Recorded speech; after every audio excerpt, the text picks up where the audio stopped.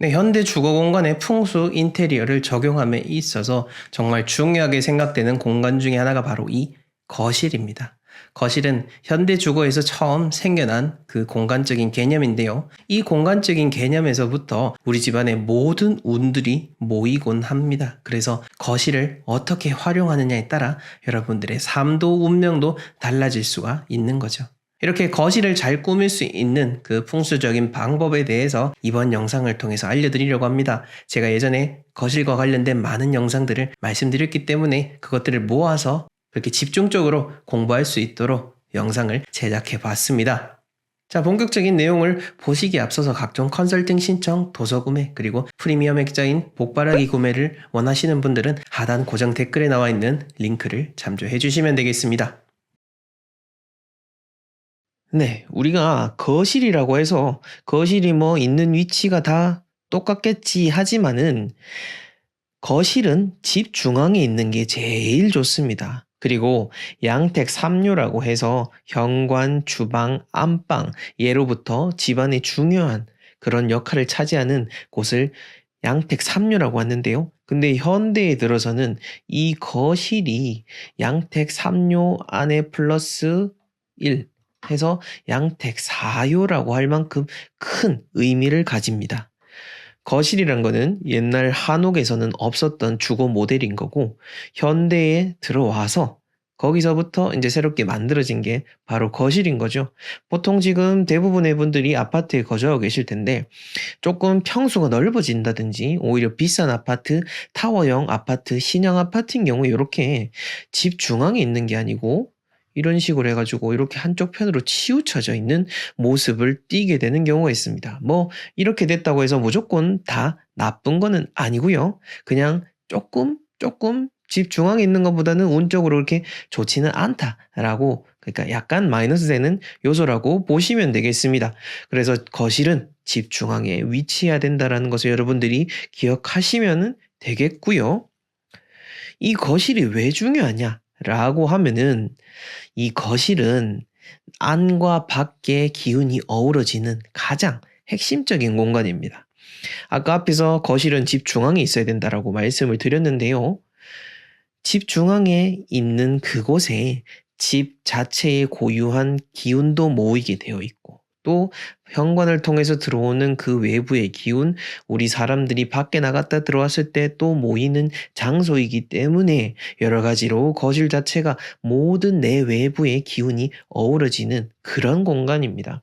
또한 현대인에게 있어서 많은 가족들이 거실이라는 공간 안에서 같이 TV도 보고 뭐 운동도 하고 책도 읽고 뭐 다양한 활동들을 하고 있죠. 그러다 보니 이러한 많은 사람들이 어우러져서 잘 지내려면은 당연히 밝고 환한 게 좋겠죠. 그러니 거실에 대한 색깔, 어떤 인테리어를 고민하신다면은 원론적인 거는 밝고 환한 거, 그게 가장 좋다라는 것을 여러분들이 기억하시면 되겠습니다. 그 다음으로 여러분들이 조금 관심을 가지다 보면 이런 내용도 있습니다. 현관에서 대각선 방향에 소파를 두는 것이 좋다라고 거실 풍수 설명할 때 이렇게 하는 분들, 그리고 이렇게 책에 쓰여져 있는 분들 있는데요. 당당하게 제가 말씀드리겠습니다. 이런 내용들은 다 정통 풍수지리에는 없는 내용들입니다. 그리고 현실적인 풍수 이론과도 맞지 않는 내용입니다. 근데 왜 이런 엉터리의 내용들이 나오느냐라고 하면은, 자, 아까 제가 말씀드렸던 저와 저의 스승님이신 천성조 풍수 마스터님을 제외하고는 사실 국내에서 다른 여타 풍수를 하신다는 분들은 전부 다 중국의 바탕을 둔 그 고서만 파고들고 그것을 변형해서 현대의 이론에 접목하고 또 지금 여러분들이 흔히 접하는 그 다른 유튜버들은 사주하시던 분들입니다. 뭐 사주하는 분들 제가 폄하하려는 거는 아닌데 근데 사실 이 풍수랑 사주랑은 저는 급이 다르다라고 말씀을 드리고 싶고요. 뭐 그거와 관련된 얘기는 제가 나중에 다른 영상을 통해서 하도록 하겠습니다만은, 여튼간에 이 사주를 바탕으로 하시는 분들이 뭐 이것저것 뭐 어떤 뭐 무슨 살 하면서 막 8방 뭐 24방 별의별 희한한 이론 다 만들어서 하는데요. 그거 다 엉터리라고 보시면 되겠고요. 절대 그렇게 해서 맞아 떨어질 일이 없습니다. 여튼간에 그거와 비슷한 식으로 해가지고 이런 식으로 뭐 현관에 대각선 방향의 소파를 두는 것이 좋다라는 이런 말을 하시는데, 요거랑 전혀 상관이 없으니까요. 요거 요런 내용 있으면은 가볍게 무시하시면 되겠습니다. 자, 다음으로 이 화분, 거실에 화분 놓으면은 참 좋습니다. 많은 분들이 실질적으로 요즘은 인테리어를 위해서도 화분을 거실에 잘 배치를 하시고 또 예쁜 또 화분들 많이 놓고 있는데요. 이 화분과 관련된 영상들 제가 이전에 2편 만들어서 올려놨으니까 그거 참고하셔갖고 어떤 화분 놓으면 되는지를 적용하셔서 놓으시면 되고, 그리고 거실 안에 이왕이면 또 그 안에서도 좋은 위치에 놓으면 더 좋잖아요. 그런 측면에서 봤을 때 화분은 에어컨 앞에 놓으시면 참 좋습니다. 왜냐? 에어컨 자체가 찬 기운을 내뿜는 그런 냉한 성질을 가지고 있기 때문에 그러한 냉한 성질을 중화시키는 역할을 할 수 있는 게 화분입니다. 그래서 화분을 놓으면은 거실 전체적인 그 온기가 조화롭게 되죠. 아까 2번째에서 말씀드렸듯이 거실이란 공간은 모든 기운이 어우러지는 정말 복합적이고 그런 조화의 공간입니다. 그 조화를 더 조화롭게 할 수 있는 게 화분이기 때문에 화분을 놓으실 때는 에어컨 앞에 꼭 두시기를 바라겠습니다. 네, 거실에서 당장 치워야 될 그 첫 번째 물건은 바로 수치입니다. 제가 한번 말씀을 드린 적이 있을 겁니다. 우리가 집안에 있어서는 안 될 것 중에 하나가 바로 죽음과 관련된 것들입니다. 뭐 여러 가지가 있겠지만은 그 중에서 가장 대표적인 게 또 수치라고 할 수가 있을 것 같습니다. 수치 뭐죠? 바로 죽은 나무를 태운 겁니다. 죽은 나무를 또 태웠으니까 전형적인 죽음과 관련된 그런 물건입니다. 즉, 살아있는 사람이 살아야 될 공간에는 생기가 가득해야 되고 살아있는 물건들로 채워져야 되는데, 이 숯이 뭐 물론 현실적으로 뭐 탈취의 효과라든지 여러 가지로 좋은 의미로서 두는 경우가 있겠지만은, 그렇다 하더라도 기운적으로는 여러분들에게 오히려 더 마이너스가 될 수 있는 부분들이 많기 때문에 그래서 말씀을 드리는 겁니다. 그러니 숯을 꼭 집안에 둬야겠다라고 생각이 되시는 분들은 이 숯을 보이지 않게 보관을 하시면 되겠습니다. 예를 들어서 어디 신문지에 싸가지고 신발장에 넣어둔다든지 그런 식으로 해서 너무 거실같이 이런 환한 공간에 두는 것은 가급적이면 지양하시기를 바라겠습니다. 자, 2번째로는요. 바로 드라이 플라워죠. 정말 예쁩니다. 제가 봐도 예쁜 꽃들이 되게 많이 요즘 이렇게 드라이 플라워라든지 조화를 통해서 판매가 되고 있습니다. 특히 뭐 카페 같은 데 보면은 정말 커다랗게 예쁜 그런 드라이 플라워들을 정말 많이 볼 수가 있는데요. 하지만 우리가 생각해야 될 거는 그런 영업장하고 집과는 또 조금은 성격이 다르다고 볼 수 있습니다. 뭐 물론 원칙은 동일합니다. 어느 공간이든 간에 조화라는 것은 절대 좋지 않습니다. 왜냐? 역시나 앞에서 말씀드렸던 것과 같이 죽어있는 물건이기 때문이죠. 드라이 플라워는 전형적으로 살아있었던 그런 식물을 죽여가지고 말려가지고 만들어진 장식품 중에 하나이기 때문에 절대 드라이 플라워 역시나 가급적이면 거실에 두는 것은 우리가 참는 것이 좋겠다라고 말씀을 드릴 수가 있을 것 같고요. 우리가 가끔씩 이렇게 작은 드라이 플라워를 어딘가에서 선물을 받을 때도 있습니다. 또 나를 사랑하는 누군가가 정말 진심을 담아서 선물을 줬기 때문에 소중한 물건이기도 하고요. 저 역시나 결혼식 할 때 썼던 그 부케를 말려놔가지고 그렇게 병으로 담아두긴 하지만은, 그렇다 하더라도 우리가 알아야 될 거는 이게 좋지 않다, 이게 많으면 많을수록 나에게 나쁜 기운을 준다라는 그런 의미로 볼 수가 있는 겁니다. 그러니 우리가 나쁘다라는 것은 인지하고 있는 게 좋고요. 그리고 잠깐 동안 보관을 하시되 그러다가 시간이 지나면은 어디 한 곳에 또 보이지 않는 곳에 놓아두시고, 그러다 또 시간이 지나고 우리가 기억이 어느 정도 바래게 됐을 때는 버리는 게 좋다라고 생각을 하시면 될 것 같습니다. 자, 그 다음 3번째로는요. 바로 수석입니다. 돌 좋아하시는 분들, 뭐 옛날에 어떤 이런 TV 프로그램 같은 데 보면은 연예인분들께서 집안에 돌 막 많이 모아놓고 자랑을 하시고 그런 분들도 있으신데요. 사실 이 돌이라는 것은 전형적으로 어떤 쇠붙이의 의미, 그리고 운적으로는 어떤 충돌의 의미를 가지고 있습니다. 그래서 마당에 있는 넓은 집이라 하더라도 너무 많은 이런 큰 바위 같은 걸 두는 게 좋지 않다라고 이야기를 드리고 있죠. 자, 또 여기서 이렇게 이야기를 드리면은 뭐 잘 사는 사람들은 집에 커다란 나무도 세워놓고 큰 집도 세워놓고 뭐 그러던데 라고 하시겠지만은 사실 집안에 우리가 사람들의 퍼센트로 봤을 때 집안에 그렇게 나무 그리고 큰 돌을 꾸밀 수 있을 정도의 재력을 가진 사람들은 그렇게 많지가 않습니다. 그리고 그런 사람들은 나머지 대부분의 일반인들과는 조금 더 강한 본인의 타고난 그런 운이라는 게 있기 때문에 일반적인 원칙이 을 가지고 그 사람들을 평가하고 또 그 사람들을 생각해서 나에게 적용을 한다면은 우리 대부분의 일반인들은 오히려 역으로 나쁜 일을 당할 수가 있기 때문에 제가 이야기 드리는 것을 너무 나쁘게 생각하지 마시고요. 저는 어디까지나 원칙적인 의미, 우리나라에서 그리고 가장 전통적인 풍수의 원칙에 입각을 해서 여러분들에게 설명을 드리는 것이니까요. 그러니까 꼭 제가 드리는 이야기 허투루 듣지 마시고 그 원칙을 잘 기억해 두시기를 바라겠습니다. 그러니까 돌이라는 것은 여러모로 충돌을 의미한다. 꼭 그것을 기억하시길 바라겠습니다. 네, 그 다음 네 번째로는요. 바로 이 거울입니다. 거울은 지난번에도 한번 말씀을 드렸지만은 이 거울이라는 의미 자체가 원체 그게 좋지 않기 때문에 제가 한 번 더 강조를 드리기 위해서 여러분들에게 다시 한 번 더 소개를 드립니다. 거울은 현관 바로 보이는 곳에 두는 것도 좋지 않고요. 안방에서 내가 침대에서 눈 뜨자마자 일어났을 때 그런 마주하는 공간에 둬도 좋지 않고요. 그리고 거실에 두는 것도 좋지 않습니다. 왜냐?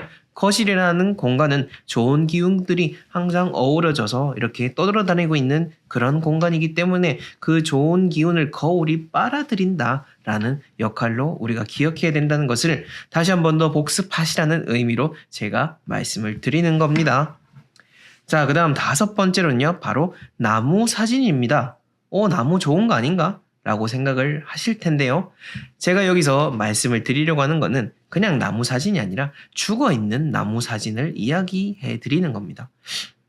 누가 죽어있는 나무 사진을 집안에 걸어둘까? 라고 생각을 할 수가 있겠지만은 우리가 사람마다 다 취향이 다르고 사람마다 미적 기준이 상당히 큰 폭으로 달라집니다. 그런 의미에서 봤을 때 되게 뭐 예쁘게 꾸미려고 또 되게 멋있게 꾸미려고 하다 보니까 어떤 정말 유명한 사람이 찍은 사진이라든지 진짜 멋있게 만들어진 그런 작품용으로 된 그런 사진들 중에는 이렇게 뭔가 스산한 느낌이 나는 그런 나무 사진들 그리고 그것을 걸어두는 집들이 생각보다 많더라고요. 특히나 또 오히려 조금 또 집이 여유로워지고 넓어질수록 이상하게 그런 뭔가 좀 스산한 그림을 걸어두는 게 많다라는 게 제가 지금까지 다녀본 그런 경험에 입각해서 말씀을 드리는 겁니다. 어찌됐건 간에 다 죽음과 관련된 앞에서 말씀드렸죠. 수치든 뭐 드라이 플라워든 그리고 사진이라 하더라도 죽음과 관련된 모든 것들은 집안에서 버려두는 게 특히나 거실에서는 버려두는 게 좋다라는 것을 꼭 기억하시길 바라겠습니다.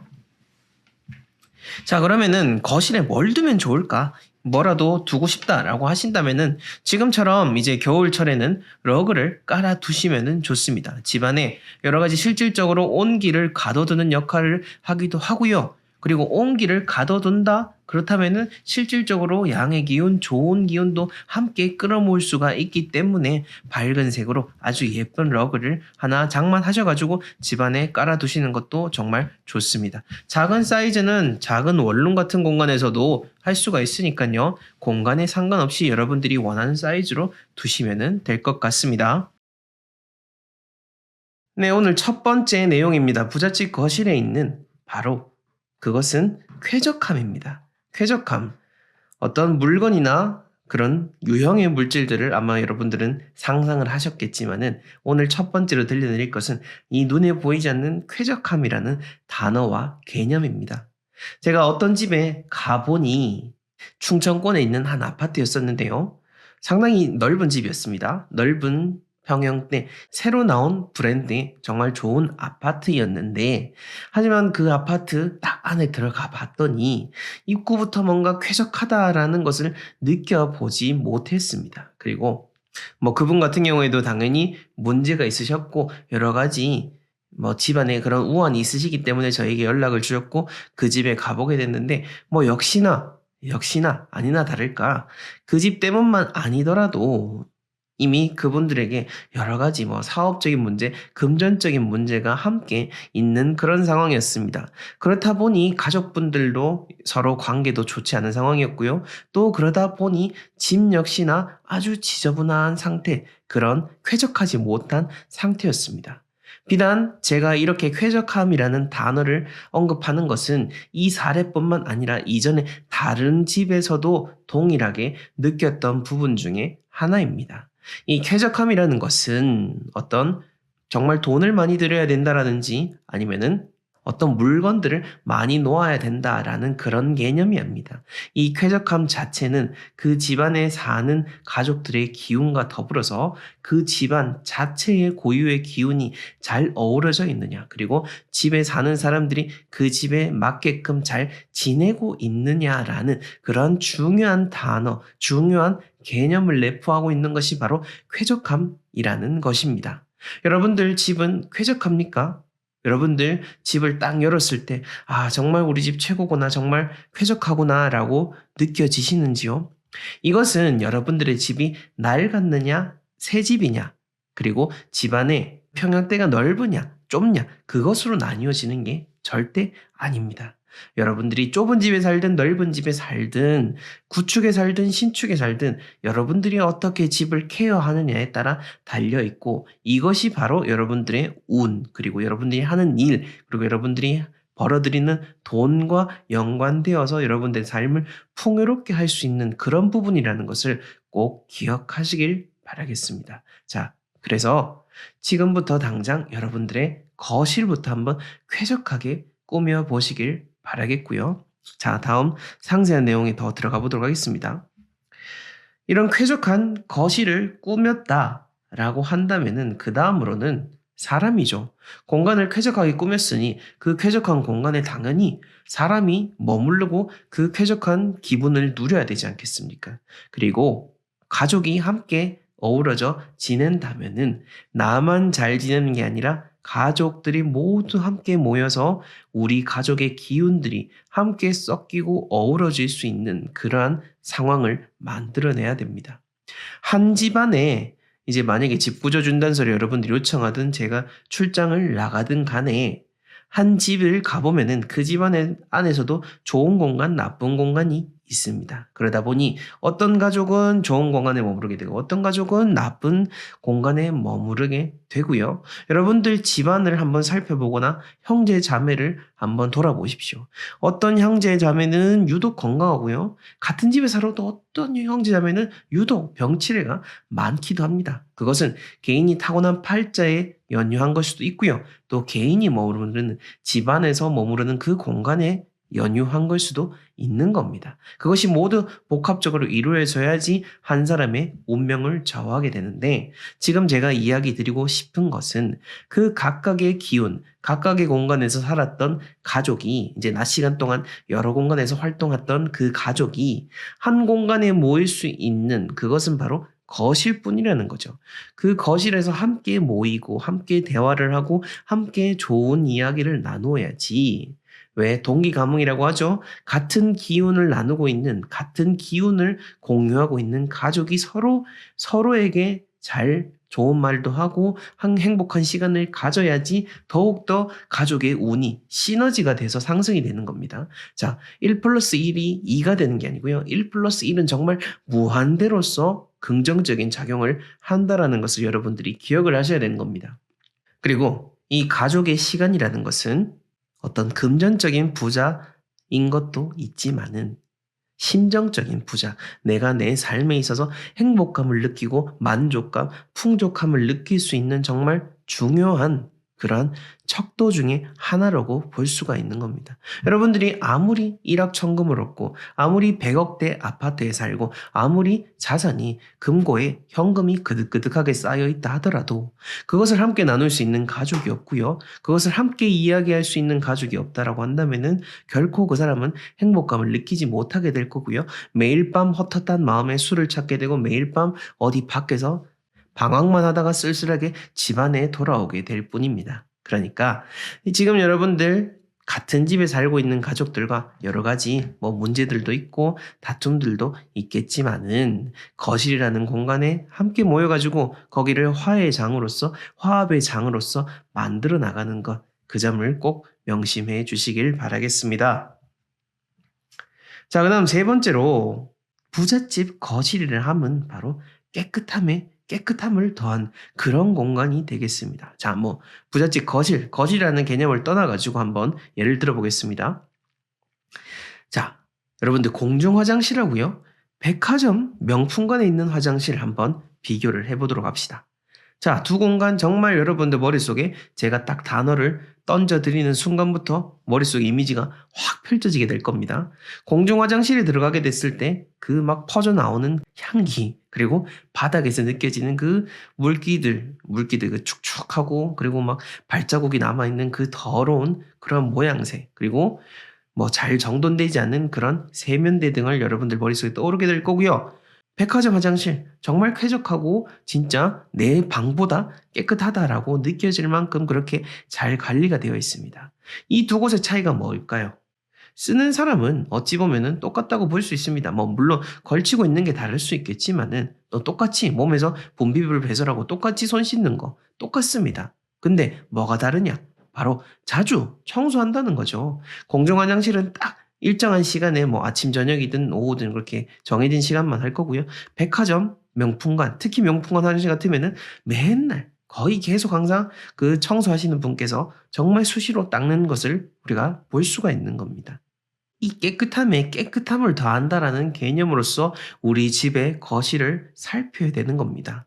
지저분하다라든지 더러워서 청소하는 게 아니고요. 항상 정해진 시간에 규칙적으로 그리고 자주 깨끗할 때 그리고 더러워지기 이전에 관리를 하고 케어하고 청소하는 게 이게 바로 진짜 여러분들의 거실에 좋은 운을 쌓고 내 집을 부잣집을 만들 수 있는 중요한 포인트라고 알 수가 있는 겁니다. 그러니 깨끗함에 깨끗함을 더한다는 그 개념 꼭 여러분들 머릿속에 박아두시고 생활 속에 실천하시길 바라겠습니다. 제가 앞에서도 얘기 드렸지만은 이 거실이라는 거는 어찌됐건 간에 집안의 중심입니다. 하지만 요즘 여러 가지 아파트 모양새가 달라지다 보니 타워형 아파트라든지 4베이 심지어 5베이까지 여러 형태로 아파트가 나오다 보니 거실이 이렇게 한쪽으로 빠진 경우가 많이 있습니다.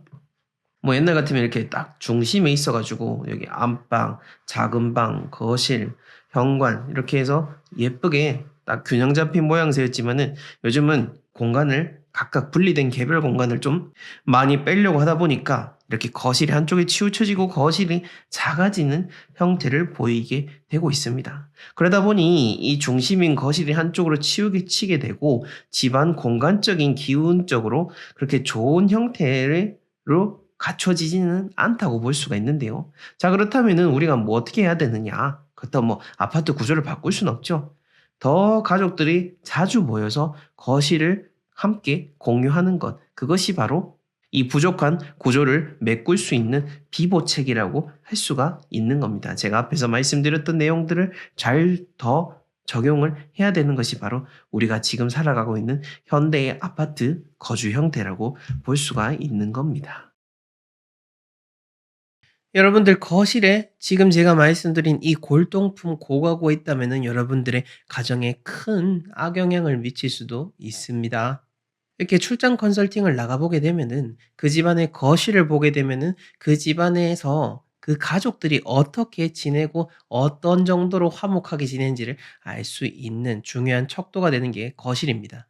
기운의 측면에서 봤을 때는 거실에서 우리가 편안하게 누이고 밖에서 정말 힘들었던 시간들을 거실에서 쉼으로 인해서 재충전을 하는 그런 기운적인 작용을 하기도 하는데요. 그래서 현대 풍수 인테리어에 있어서 우리의 인간의 삶이 안방을 중심으로 한 것이 바로 거실로 넘어오게 되는 게 현대 풍수 인테리어의 학문적인 변화라고 볼 수가 있는 겁니다. 이렇게 새로운 기운을 충전해야 되는 거실이라는 공간에 만약 골동품이라든지 고가구가 너무 많다. 그리고 이 골동품이나 고가구에 먼지까지 쌓여 있다. 그러면은 여러분들의 집에 큰 화를 불러올 수 있고 여러 가지 나쁜 기운을 발산을 해가지고 충전해야 될 공간이 오히려 더 피곤해질 수 있는 그런 상황이 벌어질 수가 있는 겁니다. 이 골동품, 고가구 말만 들어도 이 오래됐다라고 하는 측면은 기본적으로 묵어 있는 기운 혹은 죽어 있는 기운 혹은 음의 기운 그러한 마이너스와 관련된 측면을 가지고 있기 때문에 더욱더 관리에 유의를 하셔야 되는 겁니다. 자, 그 다음으로는요, 바로 이 확장형 베란다입니다. 우리 집 거실이라고 하는 것은 바깥의 외기 그리고 집안의 내기가 함께 가장 크게 어우러지는 공간이기도 합니다. 우리 집안에 외기가 바로 들이치게 되면은 어떠한 필터링도 없이 바로 우리 집 안으로 들어오기 때문에 그 기운의 조화를 흐트러뜨리는 역할을 할 수가 있습니다. 이 기운이 잘 섞이고 할 수 있게 하기 위해서 아파트라는 공간에 발코니가 존재하는 건데 요즘은 이 발코니가 많이 사라지고 있기 때문에 더 쉽게 외기가 들어오게 되고요. 더 쉽게 사람들이 외부와 충돌이 일어나게 되는 겁니다. 그리고 이 확장형 베란다 발코니를 통해서 들어오는 이 외기가 가족의 화합마저도 깰 수 있다라는 점을 잘 기억을 해 두시고요. 이렇게 확장형 발코니가 된 집에는 가능한 한 창가 쪽에는 소파를 놓지 마시고 책장이라든지 뭐 화분이라든지 이렇게 어느 정도 경계점을 둘 수 있는 무언가를 둬서 공간 그 안에서도 공간의 구분을 두는 것 이게 바로 중요한 풍수 인테리어의 비방책이라고 보시면 되겠습니다. 장풍둑수, 바람을 막고 물을 얻는 장풍둑수의 줄임말인 풍수의 원리에 따라서 우리는 집안에 있는 좋은 기운은 가두고 바깥 기운은 막을 수 있도록 하는 이 확장형 발코니에 대한 의미를 다시 한번 더 잘 새기시길 바라겠습니다. 자, 다음으로 바로 이 키 큰 식물입니다.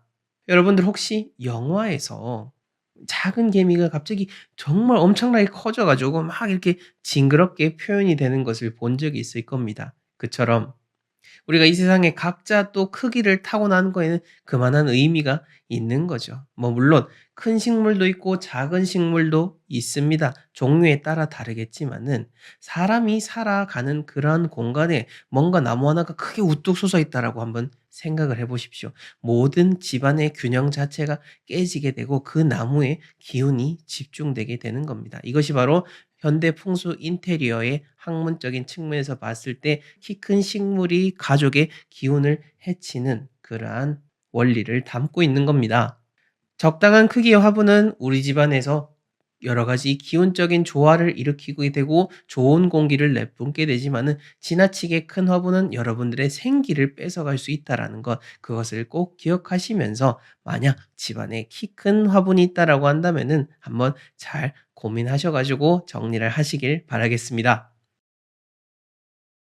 네, 여러분들 새로 갈 집이 고민이시거나 지금 살고 있는 집에 대해서 정확하게 알고자 하시는 분들은 여러분들 아파트 평면도만 있으면은 저희에게 보내주시고 내부 영상을 보내주시면은 여러분들에게 가장 정확한 풍수 진단 그리고 가장 정확한 방배치 풍수 인테리어 세부적인 내용까지 다 전달해 드립니다. 직구조 진단서 신청하는 방법은요. 저희 영상을 보시게 되면은 하단에 고정 댓글이 나와 있습니다. 고정 댓글에 들어가셔가지고 자세히 보기를 누르시면은 전체적인 내용을 보실 수가 있고요. 여기 여러 가지 신청서가 있는데 직구조 진단서 신청을 클릭하시게 되면은 바로 홈페이지에 컨설팅 안내 부분으로 들어가게 됩니다. 그래서 직구조 진단서에 대한 내용을 쭉 확인해 보시고 난 다음에 여러 가지 샘플도 함께 안내되어 있습니다. 그 다음에 견적을 보시고 여러분들 평형대에 맞춰서 견적이 나뉘어져 있습니다. 견적을 다 확인하신 다음에 컨설팅 신청에 들어가셔가지고 신청서를 써주시게 되면은 저희가 검토를 한 다음에 순차적으로 빠르게 연락을 드리도록 하겠습니다. 낭비하게 될 여러분의 인생을 절약해드릴 진단서, 그리고 여러분들을 진짜 부자의 길로 안내해드릴 그런 진단서를 통해서 여러분들이 진정으로 평안하게 지내시길 바라겠습니다.